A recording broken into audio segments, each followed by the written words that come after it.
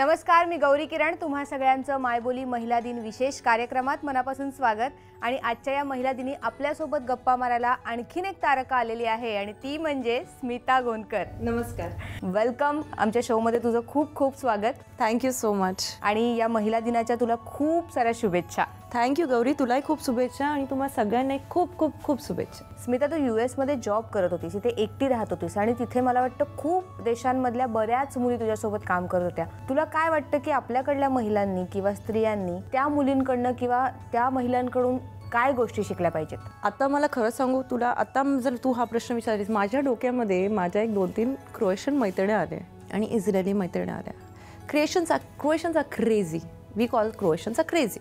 At the same time Israeli जे मुली असायचे तिकडे तर कंपल्सरी आर्मी बॅकग्राऊंड आहे. तुम्ही जसे शाळेला जाता तसे तुम्हाला आर्मीमध्ये पण जावं लागतं. Not just they even Croatia has that kind of thing, military school वगैरे.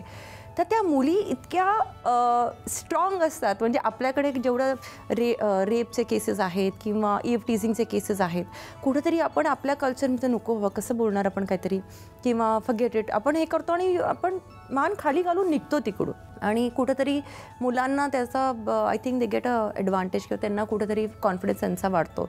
तर मला असं वाटतं त्या मुली जशा आहेत ना, की चुकून कोणी काय बोलू दे तर त्याला तू इकडे ये असं म्हणतील आणि 2 कानाखाली ओढून देतील किंवा स्वतः जाऊन मारून येतील. तर आय थिंक ते जी कॉन्फिडन्स आहे ना त्यांच्यामध्ये, की त्यांच्याकडे का नाही मग ते ईव्ह टीझिंग आणि हे एवढे असं सगळं होत.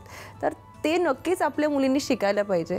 मी काही असं प्रमोट करायच्या ह्याच्यात नाहीच आहे की आपल्या कल्चरच्या विरुद्धात किंवा कोणी उलटं बोलतं आहे वगैरे, असं मी काहीच म्हणत नाही. पण जिकडे स्वतःसाठी उभं राहण्याची गरज आहे तिकडे उभं राहायलाच पाहिजे. इट्स नॉट ऑन टर्म्स की डिसरिस्पेक्ट होऊन कुणाला डिसरिस्पेक्ट होऊन वागायचं असं म्हणतच नाही आहे मी.